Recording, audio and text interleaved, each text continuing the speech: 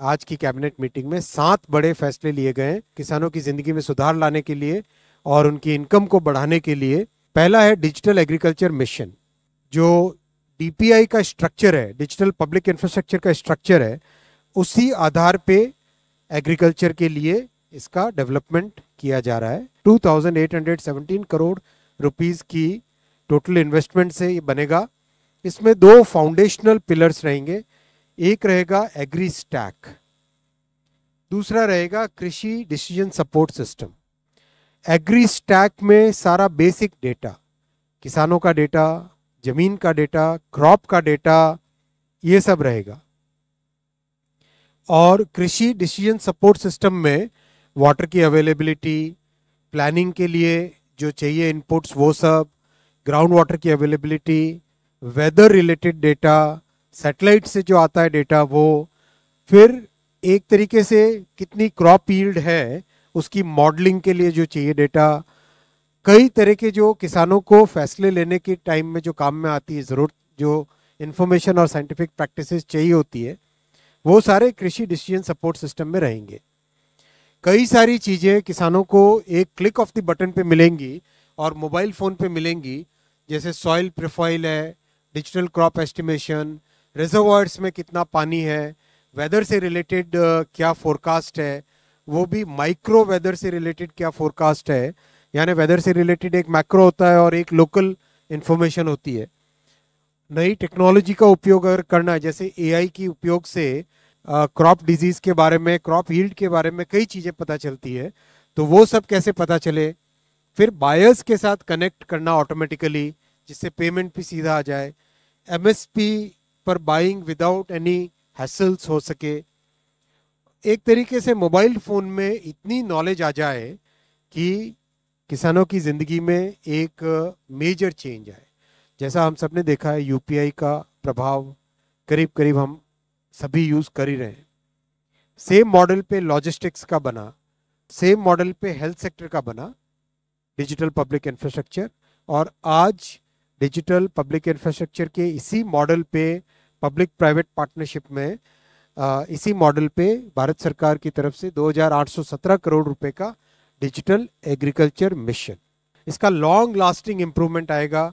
और जो आरंभ में जहाँ पायलट्स हुए हैं उसका मैं आपको एक एग्जांपल बताता हूँ। किसानों को अपना लोन लेने में एक पूरी प्रक्रिया करनी पड़ती है। जहाँ पे डीपीआई के डिजिटल एग्रीकल्चर मिशन के पायलट प्रोजेक्ट्स हुए हैं, वहाँ पे ये पूरा प्रोसेस 20 मिनट में कंप्लीट होता है। 20 मिनट में सारे के सारे पेपर्स, डॉक्यूमेंट्स प्रॉपरली एक डिजिटली चेक हो जाते हैं और ऑटोमेटिकली लोन सैंक्शन हो जाता है। बहुत बड़ा चेंज आएगा इससे। दूसरा बड़ा है फूड एंड न्यूट्रिशनल सिक्योरिटी से रिलेटेड। क्लाइमेट चेंज का प्रभाव पूरी दुनिया भर में पड़ रहा है, तो क्लाइमेट रेजिलिएंट क्रॉप साइंसेज और फूड सिक्योरिटी और न्यूट्रिशनल सिक्योरिटी फॉर 2047, उसको ध्यान में रखते हुए 6 पिलर्स इसमें रखे गए। ये 3979 करोड़ रुपीस का प्रोग्राम है। सबसे पहला रिसर्च एंड एजुकेशन पे बहुत जोर दिया जाएगा। सेकंड पिलर है प्लांट जेनेटिक रिसोर्स मैनेजमेंट। हमारे इंडिजिनस प्लांट्स हैं, उन प्लांट्स के जेनेटिक रिसोर्सेज का कैसे मैनेजमेंट हो, जीनोम की मैपिंग होना, उसका डेटाबेस प्रॉपरली मेंटेन होना, जेनेटिक इम्प्रूवमेंट के थ्रू। थर्ड पिलर फूड और फॉडर क्रॉप को जेनेटिक इम्प्रूवमेंट करना। पल्स और ऑयल सीड के क्रॉप्स में को इम्प्रूवमेंट हो, यानी उसकी यील्ड बेटर आए, डिजीज रेजिस्टेंस बेटर आए, क्लाइमेट रेजिलियंस बेटर हो, वो सब ध्यान में रखते हुए ये फोर्थ पिलर है। और जो कॉमर्शियल क्रॉप्स है उन सब के लिए फिफ्थ पिलर, उसमें भी इम्प्रूवमेंट कैसे हो। और एक बहुत बड़ा फैक्टर लिया गया है कि जो एग्रीकल्चर का इकोसिस्टम होता है, जिसमें इंसेक्ट्स है, पॉलिनेटर्स, माइक्रोब्स, इंसेक्ट्स और हर तरह का जो कंप्लीट फूड का एग्रीकल्चर का इकोसिस्टम है, उसको कैसे सुदृढ़ करा जाए, ये इस पूरे प्रोग्राम का 6 पिलर्स है। एग्रीकल्चरल एजुकेशन और मैनेजमेंट और सोशल साइंसेस जो रिलेटेड है, इनको कैसे स्ट्रेंथन किया जाए, इसके लिए 2291 करोड़ रुपीस का आउटले है। और 5 बड़े इसमें पिलर्स हैं। पहला है कि ये सारा का सारा काम Indian council of agricultural research के गाइडेंस में ओवरऑल देश भर में होगा। और सारा फोकस रहेगा कि न्यू एजुकेशन पॉलिसी के हिसाब से एग्रीकल्चरल एजुकेशन को स्ट्रेंथन किया जाए और किसानों के पास कैसे ये सब नॉलेज पहुंचे।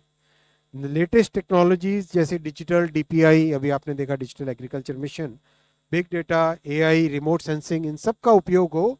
और साथ ही साथ एक बहुत बड़ा फोकस होगा क्लाइमेट रेजिलियंस और नेचुरल फार्मिंग को कोर्स के करिकुलम में इंट्रोड्यूस किया जाएगा। अगला बड़ा पिलर है sustainable life stock health and production. किसानों की इनकम में वृद्धि करने के लिए लाइफ स्टॉक की हेल्थ, लाइफ स्टॉक का प्रोडक्शन और उनसे जो उपज होती है, जो दूसरे प्रोडक्ट्स आते हैं जैसे मिल्क, इन सब के ऊपर बड़ा फोकस करके इस प्रोग्राम को बनाया गया है।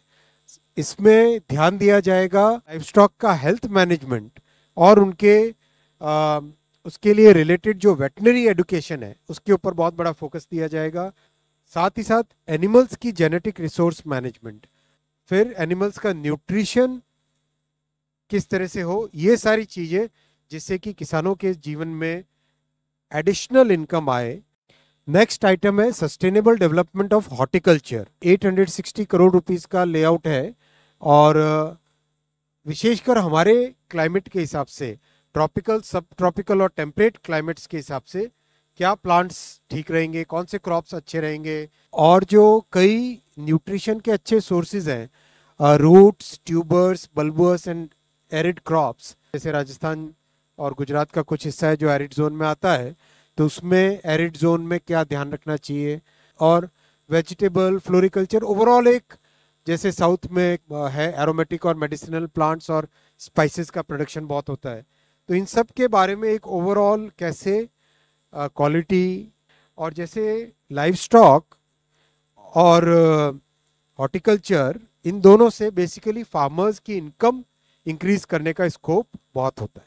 अगले 2 पॉइंट लिए गए जो देश भर में फैले हुए हमारे कृषि विज्ञान केंद्र हैं उनको स्ट्रेंथन करने का, उसमें नई टेक्नोलॉजी लाने का, नया मेथड्स लाने का, और विशेषकर किसानों के साथ कैसे वो एकदम लोकल भाषा में अच्छे तरीके से जुड़ पाए, उसमें क्या नए इंप्रूवमेंट्स करने चाहिए।